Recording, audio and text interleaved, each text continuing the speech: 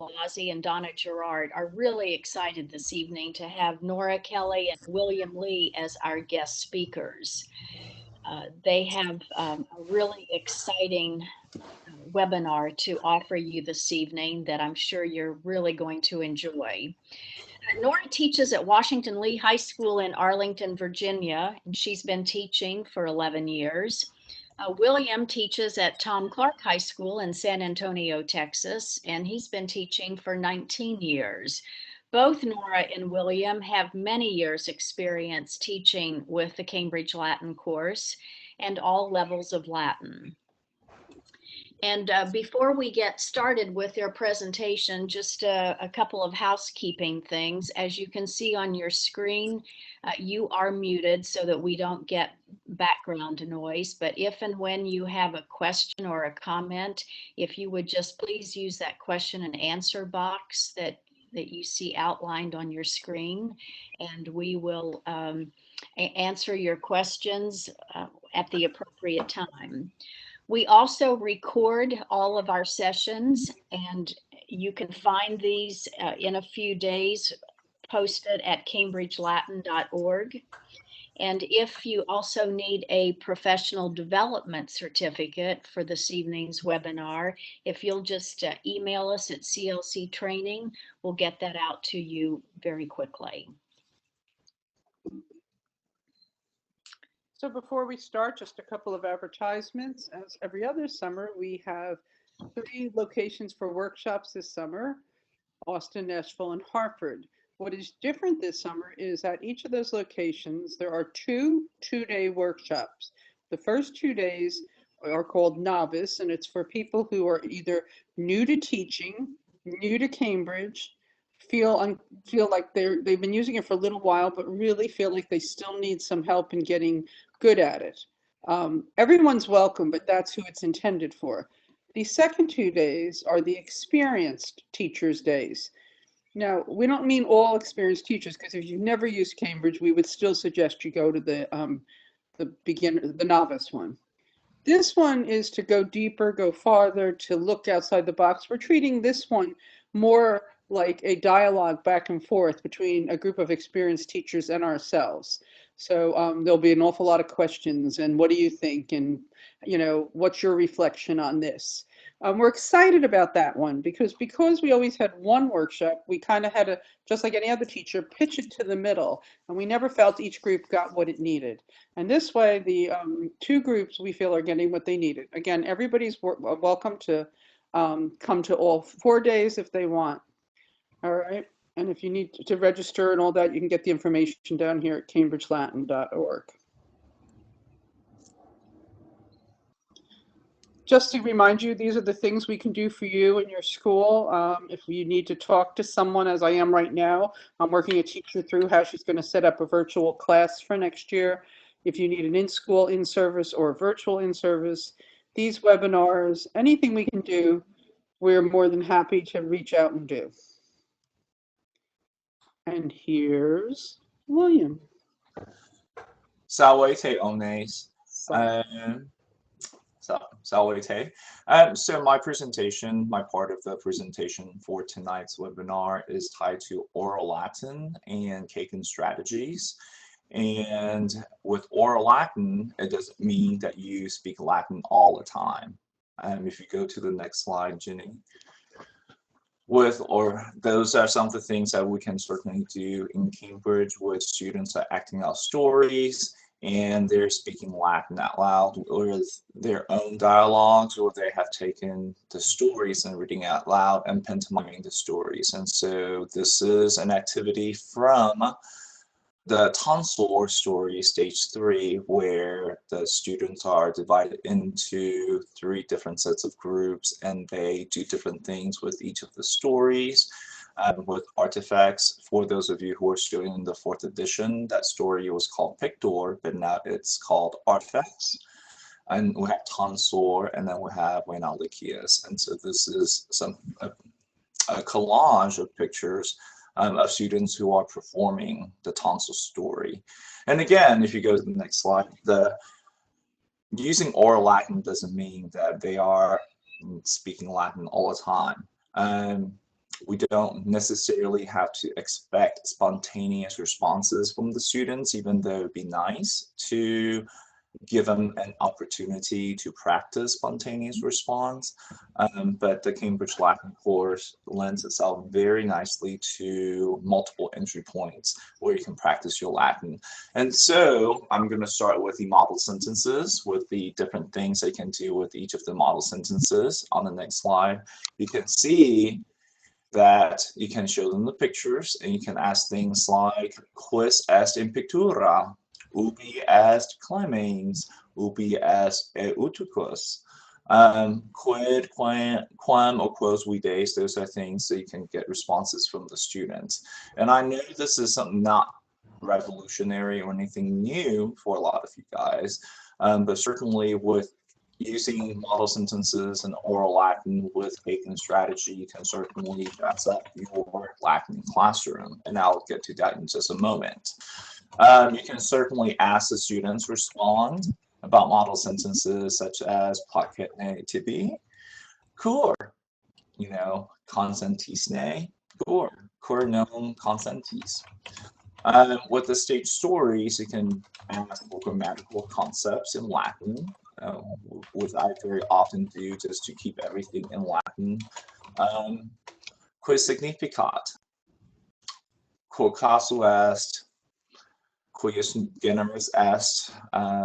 Navis estne masculini, feminini, neutrios. Quis numeri est ambulat? Singularis a pluralis. Qua persona est ambulat? Prima, tertia, secunda, and you can try to get the students to start thinking in Latin as opposed to having to translate things into English. And again, you can also ask comprehension questions. Quo consilio modestus rationem misit, ut inveniret amicum et saltatricam. Things like that. And it just changes things up where you are making the students listen more attentively and participate orally. And if you go to the next slide. William, I have a question. Yes, ma'am. Do you train your students, if you ask in Latin, they answer in Latin? If you ask in English, they answer in English? So I do train the students. If I ask a question in Latin, for example, ubi est clemens, and a student responds in the garden, I will say something like, necesse est tibi respondere latine. Or if they say horto instead of in horto, I will say something like necesse est tibi respondere You do a lot of, sententia. Mm-hmm. and William, you do a lot of, I'm assuming, doing this slowly, building up, using these different phrases and terms, right? Yes, ma'am. And actually, I do try to start in stage one as soon as we get to the pictures. We see quis est in pictura and try to get them start thinking about it as a language. Quis est pater, quis est filia, quis est filius, and get them to start to respond that way. So they become comfortable with the stuff that seems very obvious, and they can do that pretty easily, so you can build on it. Correct. And with the Ars Grammatica, with the asking grammatical concepts in Latin, obviously the first time they hear you asking quis generis est, or quo casu est, or qua persona est, they're going to freak out on you. So be patient. When I say quis numeri est, I use my fingers. I said, I use one finger for singularis, and then I use 2, and then 3, and then 4, and I say esne pluralis numeri. When I say quis generis est, I ask masculini. I give them the prompts: masculini, feminini, neutrius. Quo casu est nomine, Nominativo, genitivo, dativo, accusativo, ablativo. And then quid significat. What does this mean? Cooler. I was going to say, and then as they get comfortable, I'm sure you don't always have to give them the choices, but in the beginning, you're modeling, this is the answer I want. Yes. One of these 5 or one of these 3 or whatever. Correct. Okay. And some other activities that you can use. We play Kaiser Dicet, and it's the Latin version of Latin Says. And so we'll go ahead and watch a video of my students. And this ties in very well with stage 19, where they wrote imperatives. Cloudite. Sedate. Kaiser Dicet Cloudite. Kaiser Dicet Tolite Tuas Manus Super Caput. Okay, so you guys are out because manus means both hands. Okay. All right. Kaiser Dicet desisted. Kaiser Dicet Bacite solum lupi. Desisted. Okay. We can go ahead and stop the video. Kaiser Dicet desisted. You can see some of the things that we have them do, and the more silly some of the actions are, the more fun they have. Making them howl, making them stand on the chairs, make them sit under the tables, make them go all knock on the door, things like that. And it gives them an opportunity to hear the commands. I actually teach imperatives a lot earlier than stage 19. I actually do teach it in stage 14 when they first see them use model sentences. And I do this activity, I'll do it once or twice in stage 14, and then really re-emphasize it again in stage 19. And so it's kind of like visiting an old friend. And another activity that I have is called Kape, which is very similar to spoons. And before I continue, I will say that with some of these activities, I may have modified it from seeing it in other conferences or in the different groups that I'm a member of. And so I'm not claiming that I am the originator of these activities. And I think some of the best teachers are going to be the best thieves, and you kind of have to be that way to be at the best that you can, because you want to incorporate and see and utilize some of the things that you have learned and have seen and make it work for you. And so if you can make this work for you, great. If not, it is perfectly fine. But the gist of the game for Kape is that we go through the vocab list, and this works really well if you have a stage where you have a lot of verbs for vocabulary. And we, as a class, will come up with gestures to each of the vocab words. And so, for example, amo, the students nowadays, they love making hearts with their hands. And so that's all they came up with, the hearts for amo. They come up with different ways to try to mime words like Pasco or Noe or Kogito. And so it's interesting to see what the students will suggest for some of the gestures. But in the end, you pair up the students, you have them sit across from each other. So, or you can have them turn the desks so that they're facing each other. My room this year, because of the way I have it arranged, and also because of the copious amount of desks that I have, student desks I have this year, is really difficult to kind of do that. And so I usually just take them out in the hall. It's easier to just have them sit on the floor and place an object between the two of them.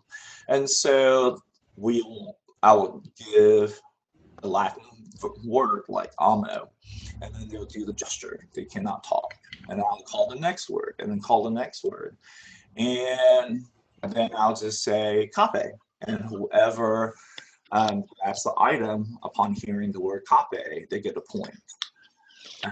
And so it's fighting for the item, and then we rotate, and that's one of the things that you can do when you're sitting outside in the hall, is that you can just have them move to their left and kind of do a circular movement, and so that way they can continue to play the game. Sometimes I do a tournament style game where the students are paired up, and the winner will continue, and then the people who didn't grab the sticks, then they'll go back to the back of the room and sit and cheer on the others. And so we'll now watch a video of cape in action. Fluo. Kaido. Amo. Noe. Cogito. Pasco. Compitio.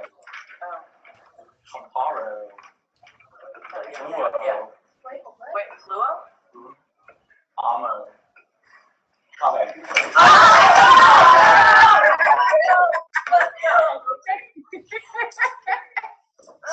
So the person who gets the thing, they don't have to do anything other than get it. But both sides are fighting to grab the object. So the person who grabs the object, they get a point, and they have to keep count of their own point. And one of the things that the video does not show is that after each cape, we rotate.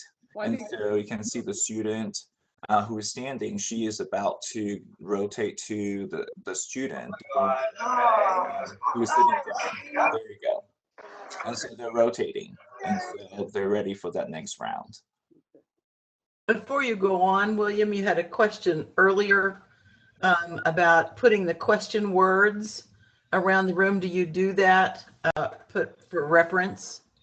Yes, I do. At the beginning of the school year, I do have some question words posted so that they're visible and comfortable, but I do take them away after a while because I don't want them to use them as crutches. Right. Okay, thank you. That's an excellent question. And so Kagan Strategy, there's a video for Kagan, and I don't work for Kagan. This is just something that our district is moving towards.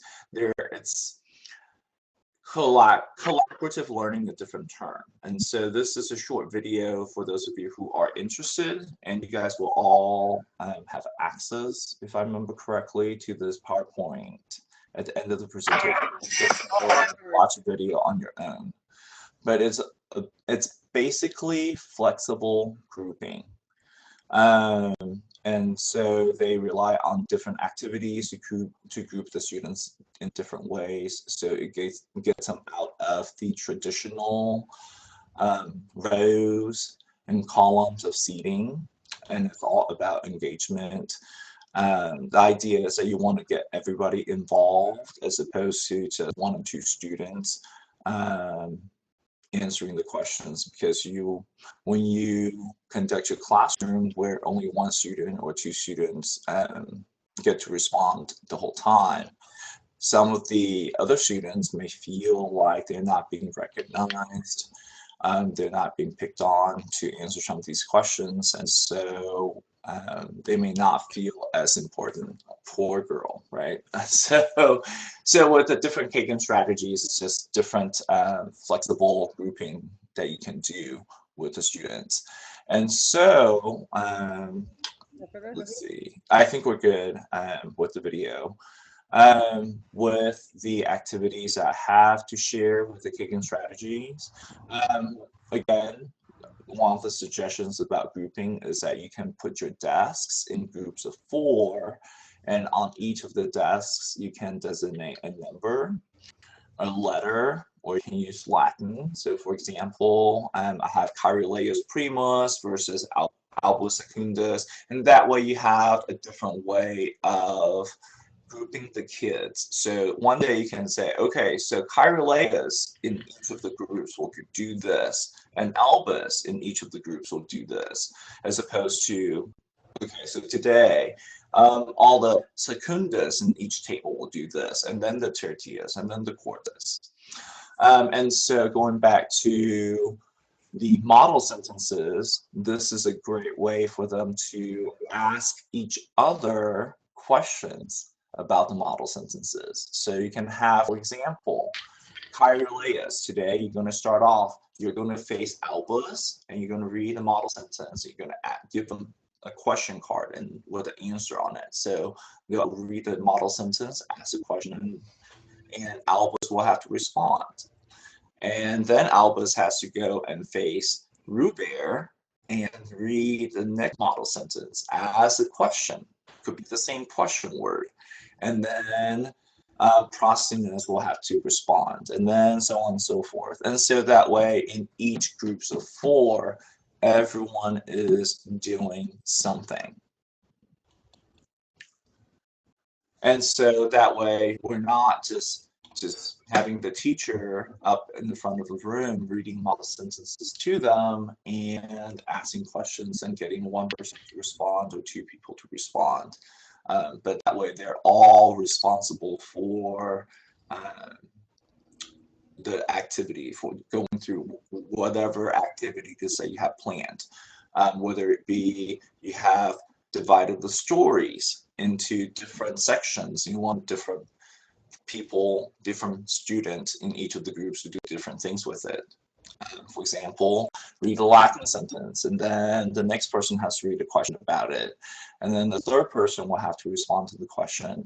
And then the fourth person, they can either say, bene factum, or necesse est tibi iterum respondere, or necesse est tibi iterum conari, things like that. But at the very end, you always want to have somebody in the group who's going to be responsible for giving compliments. And again, and that role will rotate and building a positive experience for everybody in the grouping. A second Kagan strategy that we have been using this year is called quiz trade, where a student will be given, each student in the room will be given a certain number of cards with, could be vocabulary words, could be Latin sentences, and then you have them walk around the room.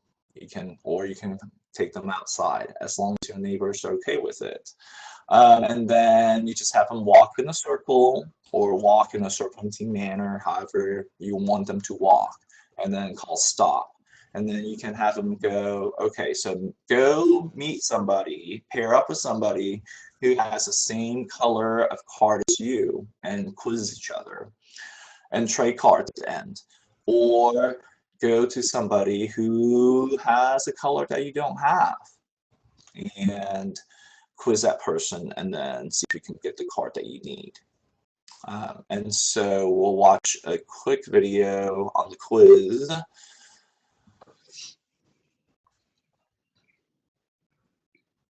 We're not even walking, guys. Okay, Stop. And pair up with somebody who has a different color than you go.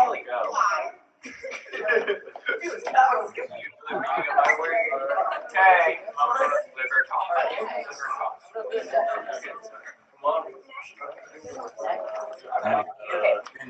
I think that you can kind of see now the gist of it on what to do.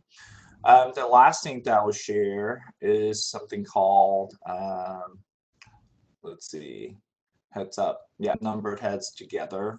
And so this is an activity that our school district worked on as a professional development session, and so all the Latin teachers in our district got together, and so I'm going to share that with you. But this works really well. This is based on stage 33 on chariot races, and so this is kind of a lesson plan template that you can just take and use.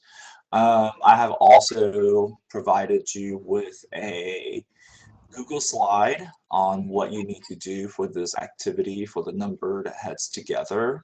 And that way you can kind of see the procedure and then read the lesson plan and see if that makes sense. And again, my email will be presented to you at the end of the presentation of the webinar, and feel free to email me and contact me for anything. if you have questions. Thank you, William. Yeah, very nice. Very Excellent nice. suggestions. And now, Miss Nora. Okay. Alrighty. Hello, everyone. Let's see. So I'll be speaking about active Latin, I guess. And, you know, when I thought of doing this, it made me think, what do I mean by active Latin? So if we could go to the next slide. There we go. It's anything that gets them up and moving, but it can be physical or mental. So it just means that they get involved in the language rather than kind of watching it from afar. And it kind of echoes on the thing that William said about not limiting it to the 1 or 2 kids who are participating, but getting everybody into it and sort of getting out of their heads in terms of worrying about being perfect and just enjoying the process. Because learning a language is messy. I like doing a lot of the active things because I find it fun, and you can bring in all the different sort of learning styles, the visual, the auditory, which everybody should really be doing. You know, for a while they had that thing, oh, I'm a visual learner, I can't do the auditory thing, but the truth of the matter is that people should be doing a range of everything to help really get into the language. So I have a number of favorite resources, and the first one, and maybe if we could click on it, is Keith Toda's blog. If you're not familiar with it, you should definitely go check it out. Oh no, Keith. Sorry, my mouse is It's an errant mouse. Oh, Yeah. it only worked that way. He hasn't, I know it won't, but I'll get it there. Oh, thank you. He has this amazing blog and all sorts of resources, and you know, we won't go all the way into it, but the CI reading strategies have excellent pre-reading, reading, post-reading, and then along the side, he has all these other bloggers that you can go and check out their techniques. So you could just get totally lost in this. And sometimes what I've done is I put this up and I just asked my students, like, hey, what should we try next? And they voted, and then we tried the next thing the next time. Some of them require more prep than others, so it depends on how much time you have. But I find this just indispensable, and I go back to it all the time. And then he's always blogging about new experiences, so it can be very encouraging to go read his experiences. Okay. I'm gonna go to Martina Beck. Oh, that's okay. I think then we'll just get. But you can see there's a lot. There's so much to go to there. Yeah, he's just very creative. Yeah, and he really spells it out really nicely, so you can figure out. You know, I did an airplane reading. He has a thing in there, and it involves switching the desks, and I couldn't figure out how to do it. But then he has this nice diagram, so so it's very good for that sort of thing. Did you ever show it something to your kids and have your kids figure it out? I know early on some activities, I'm like, I don't get it. And they look at it and go, oh, I do. And someone would explain how to do the activity. And then I'd do the Latin part. And that was kind of cool too. Like your voting, it got them involved. Yeah, and it makes, yes, for a more collaborative classroom, which is what I like. So I do that a lot. I think this is a question for Keith's list, if I'm reading it right. Are there a few of those activities that you recommend, like some more than others? Oh gosh, it's so hard to choose. But I do like this sort of airplane reading, ping pong reading, where this, because it's really simple to do. You know, student A reads a line in Latin, student B translates it, then reads the next line in Latin, and then you kind of switch seats so that they're opposite different people the whole time.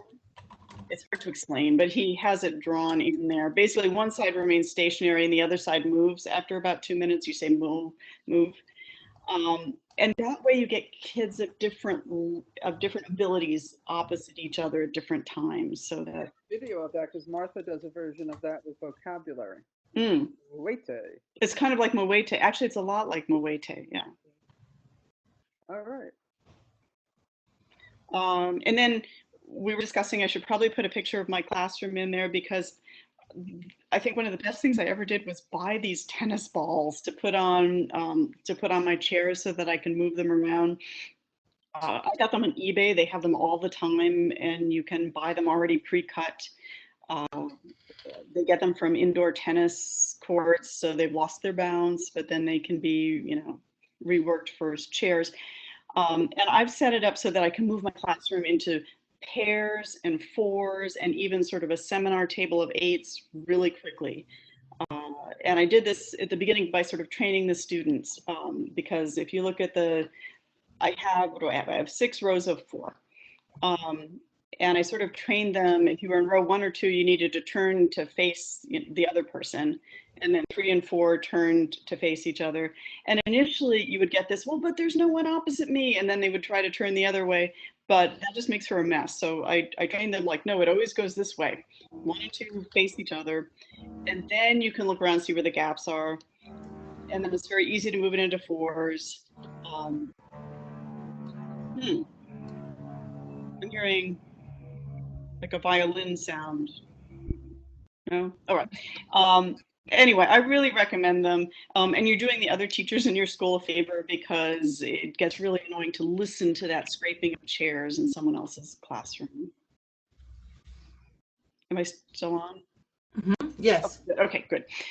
So I'm thinking, so who benefits from this sort of thing, doing the active Latin? Which you don't have to do all the time. It's still okay to sit there and do a nice quiet translation and go over it.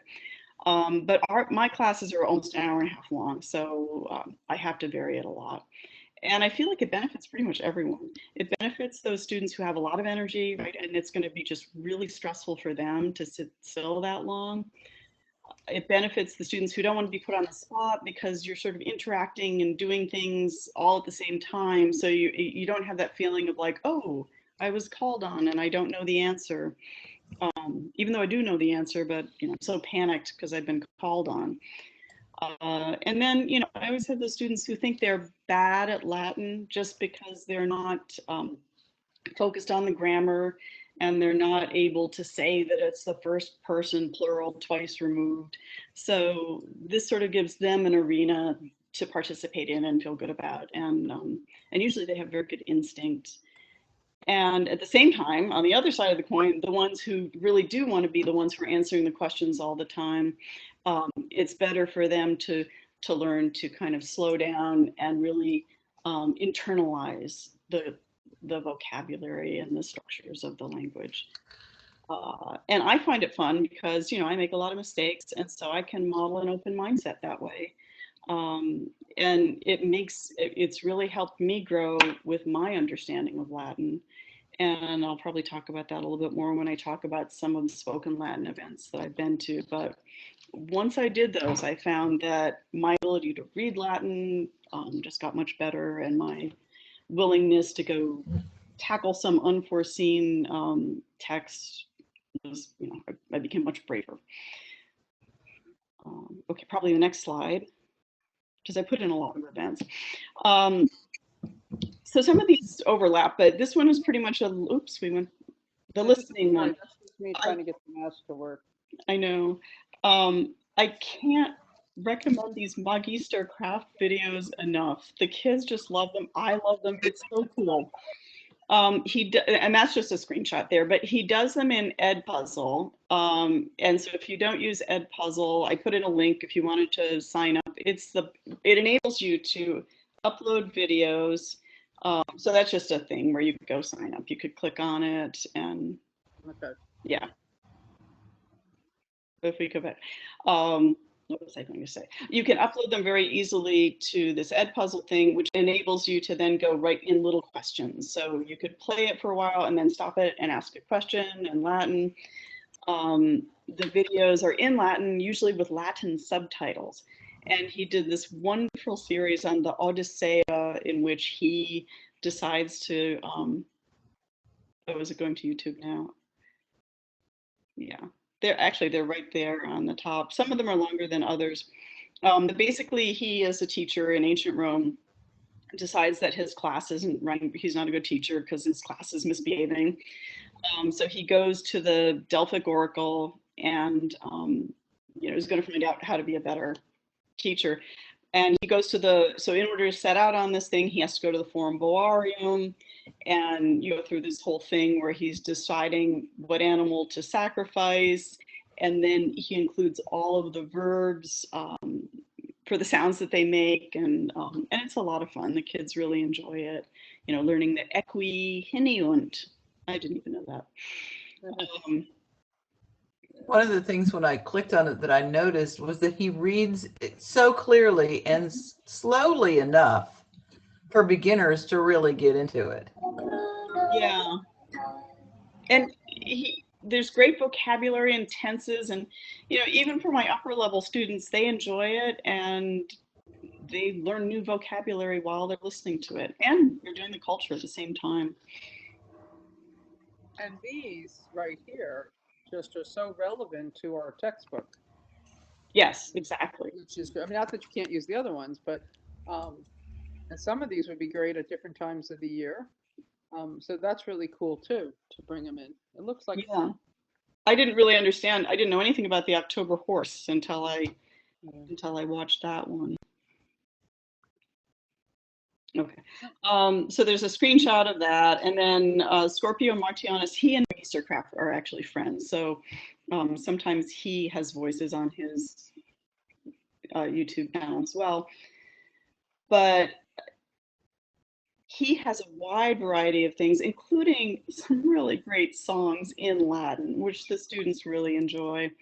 But he also has some sort of more upper level, all in Latin, discussions of like how to pronounce prose. And my IB students really enjoyed that. You know, it was all about the long syllables, the short syllables, but all in Latin, syllaba longa.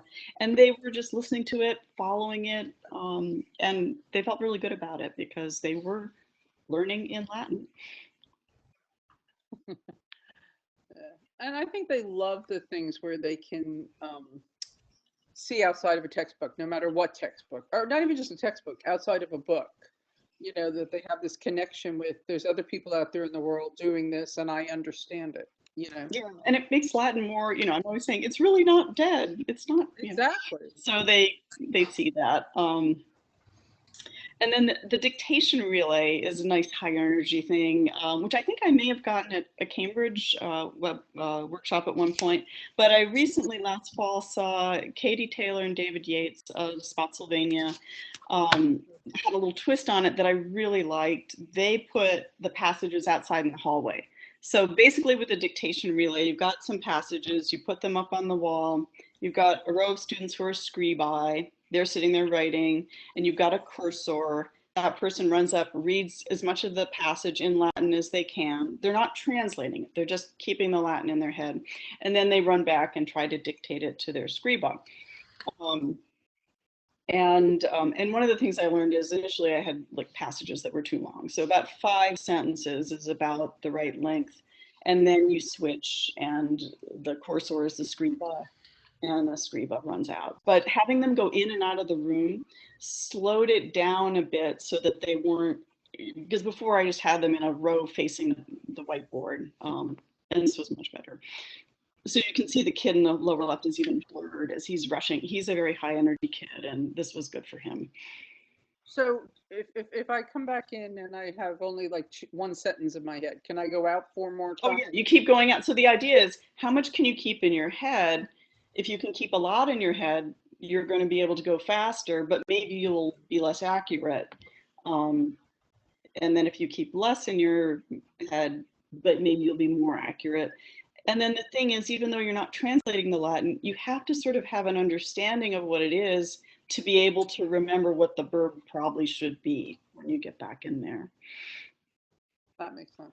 Yeah, and again, these sorts of things, like you do them like, I don't know, twice every 6 months. It's not something that you would do once a week, then it gets kind of old.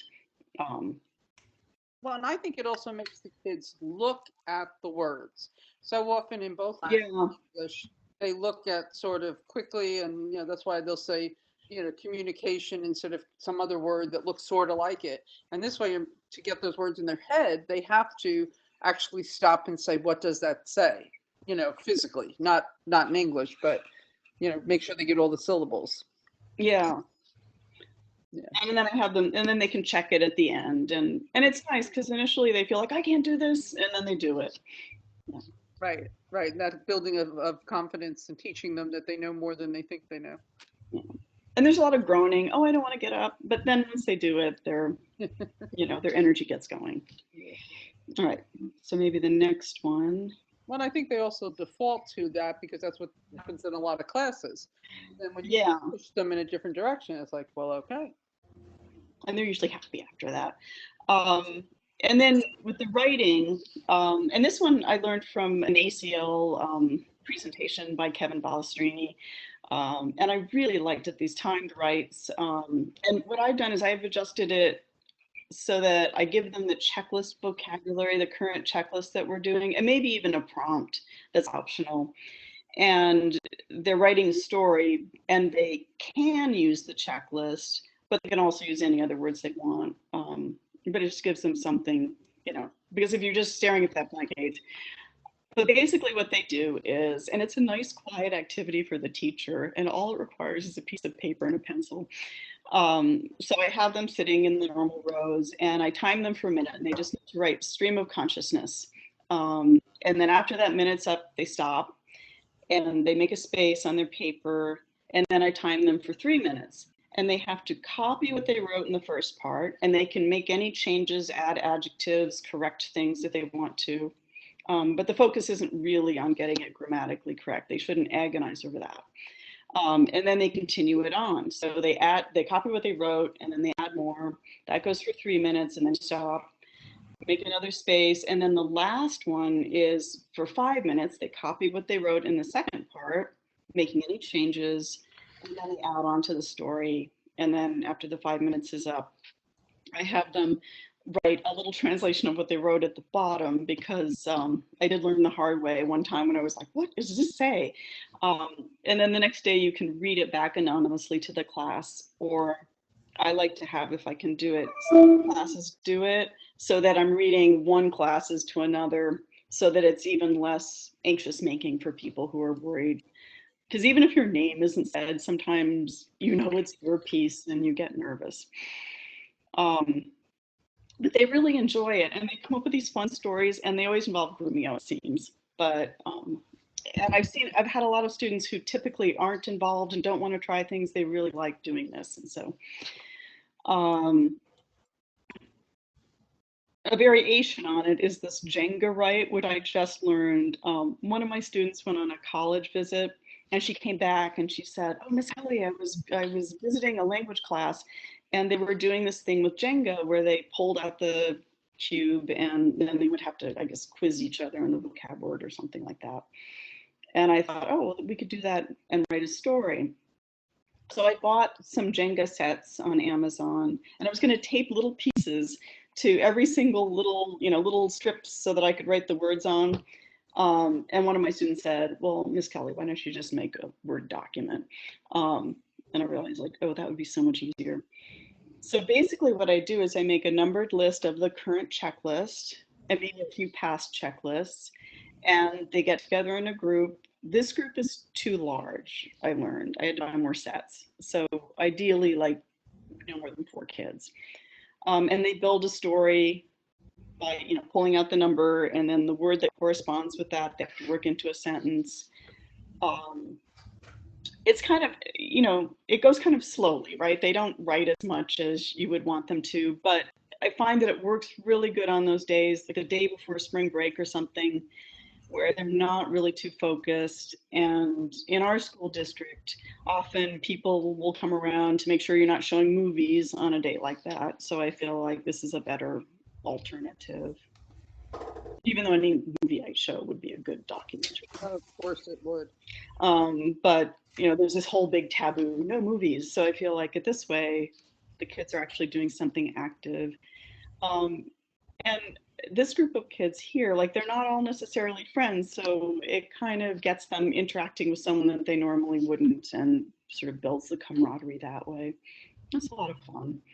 And I suspect, going back to your movie thing, that the reason that's such a taboo is because most people make it an extremely passive activity. Yeah.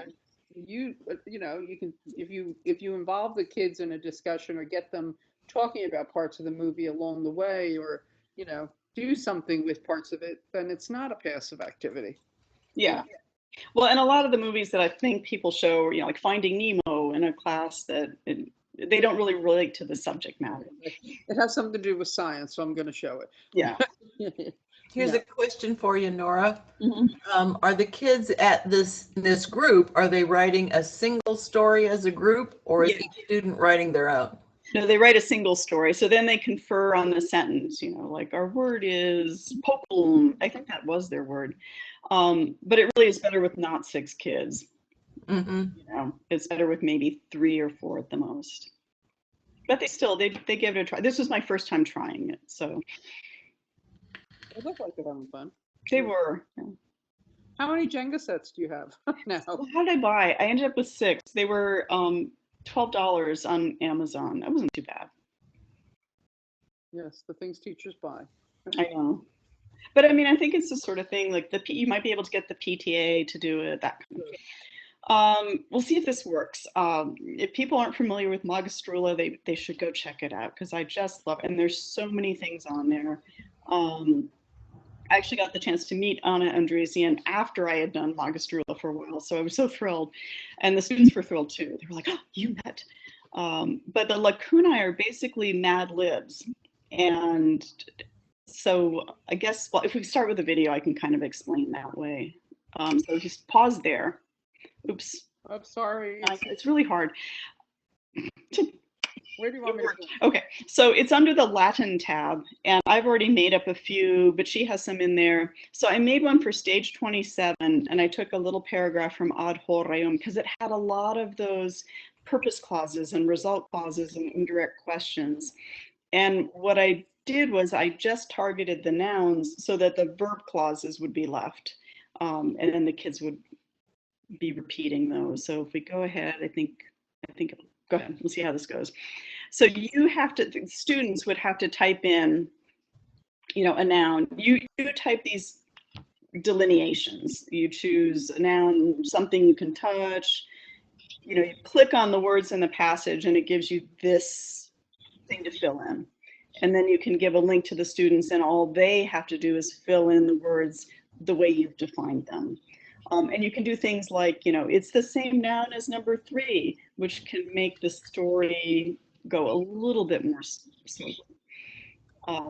So I focused on the nouns, and then if you pause there, you can see that all the cum clauses are still in place, and the only thing that's changed is Strithio is now looking for green and soothsayers. And then what the students can do is they can make a screenshot of this, share it with me. I, you know, maybe have several groups of students doing it, and then I can print it out. And then the next day we can sort of pass it around, and people can reread the different versions of the same paragraph, and you know, get exposed to those clauses. And you can do it in a variety of different ways too. You can do that ping pong reading. You could have them illustrated. A lot of those Keith Toda CI strategies would work with something like this. And it can be kind of funny. Well, I love Mad Libs. I don't care what generation it is.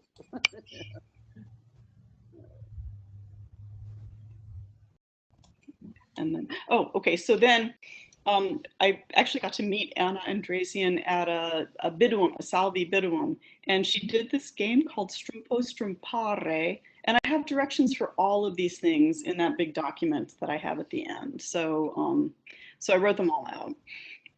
But basically, it's 20 questions with a verb.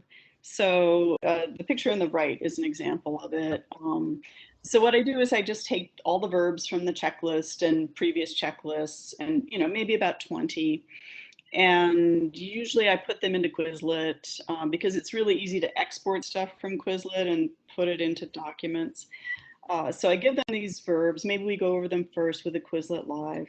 And then with the class facing front, we brainstorm questions on the board. So that's what's on the board in the back, you know, like strumpavisti hodie, strumpabis mane, and that way they can get the different tenses in.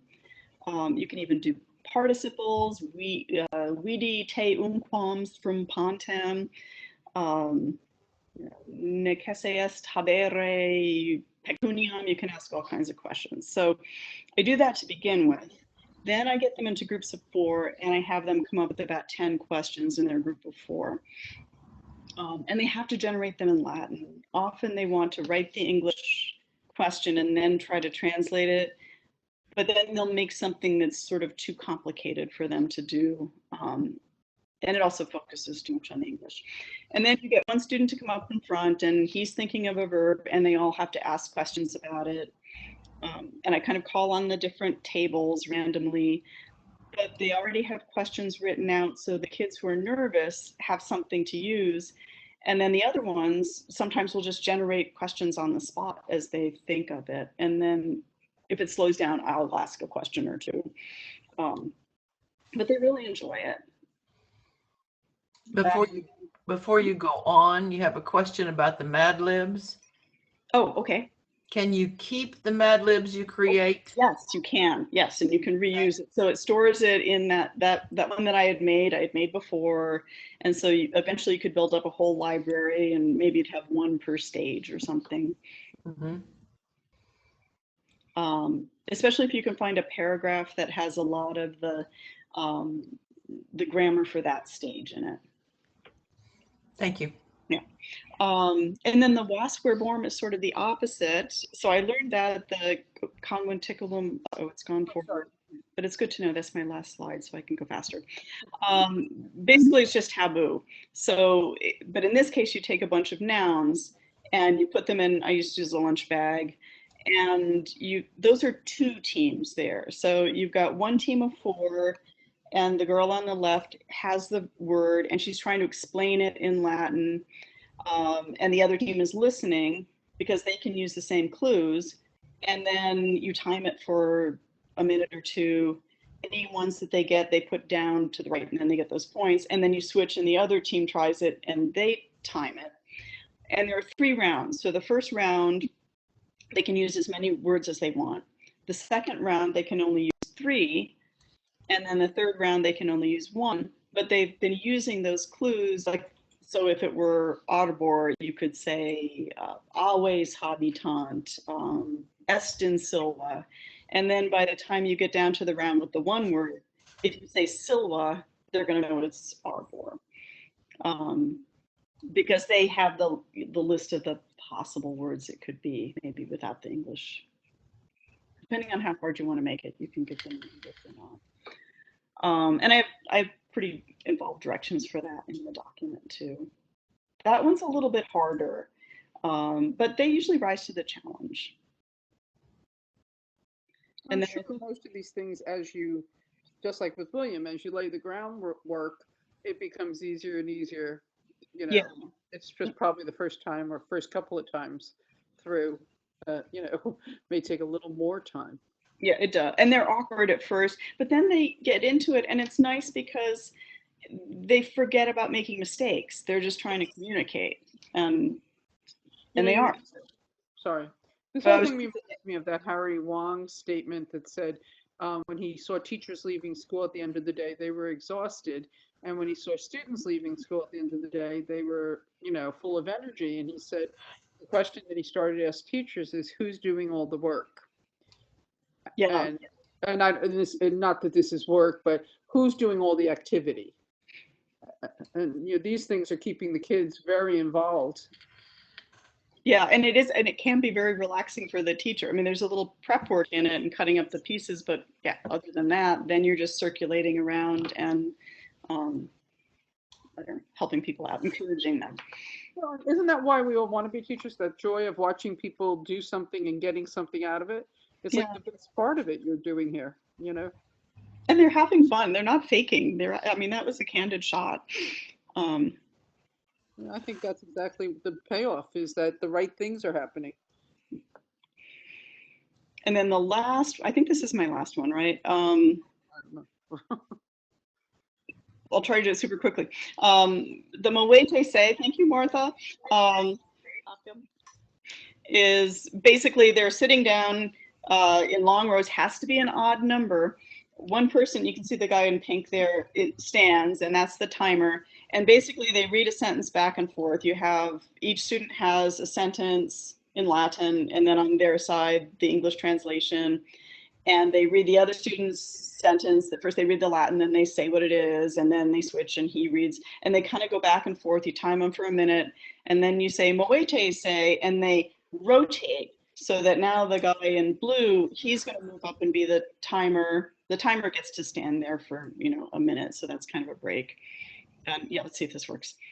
So I've said moete say, and now they're moving, and then they sit down, and they're opposite a totally different person. So this gets the students facing and dealing with everyone in their class, right? Not just the same 3 kids.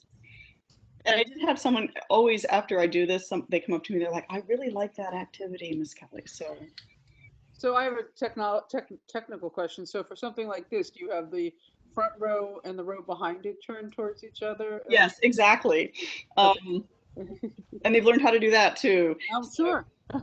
And it goes very quickly. Yeah. Okay.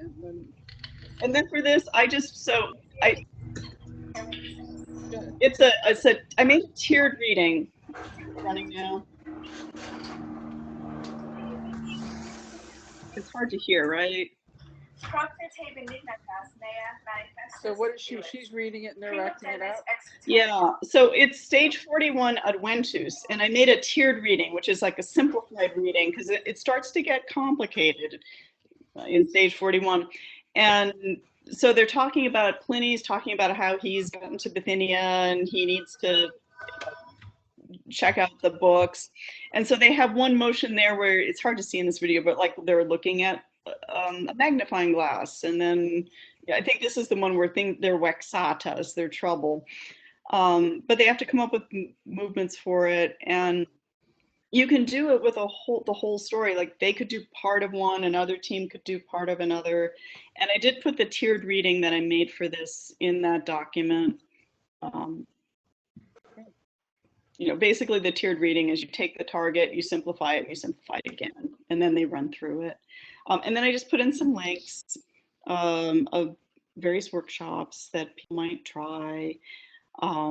I've gone to the Conventiculum, which is a week-long spoken Latin, and I've learned so much. And it's, you know, it's very low-key. They do not put people on the spot, but you learn a lot. It's all in Latin for a whole week, even at dinner. Wow. And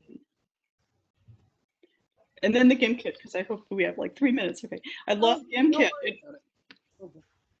It just came. So GIM kit is sort of like Kahoot, but it has this extra element where when you're doing it, when you get the answer right, you get money, and then as you accumulate. Okay. I was kicked out of the game. Oh my. Get right back in. So I'll click on that and you go ahead and talk. Okay, so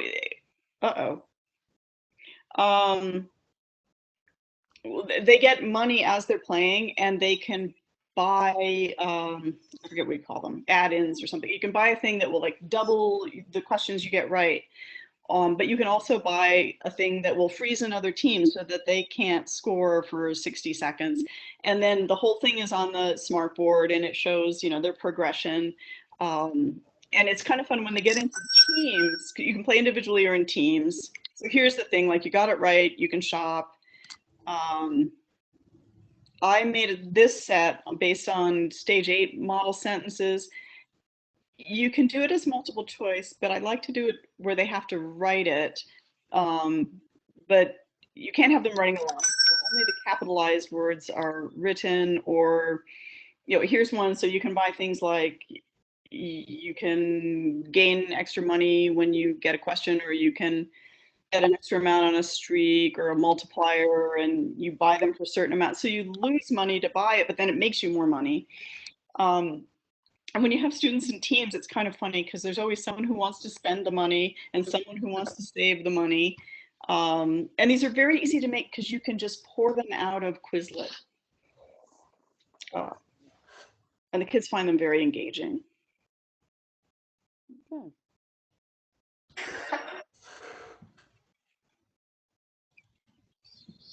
So you have made this document up, and we're going to explain to everybody in a minute how they're going to get what the difference between the video is.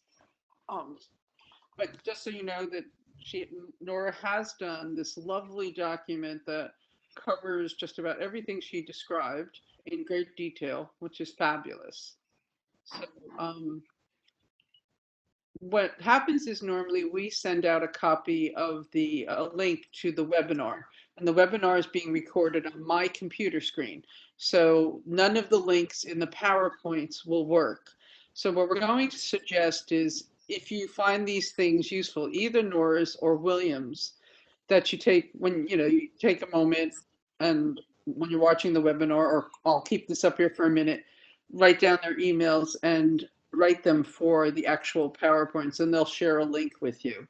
So this way you have both the audio visual of the webinar, and then you have also the ability to get the PowerPoints.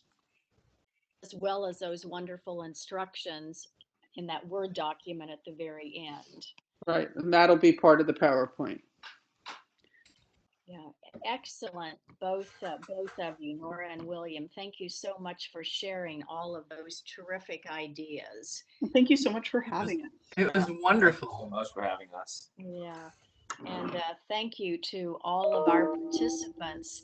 This is the very last of the webinars for this school year. So we will resume again in September. And for those of you who attend frequently, we thank you for your support. And please know that we're here to help you in any way that we can. Send your questions directly to us at clctraining@cambridge.org.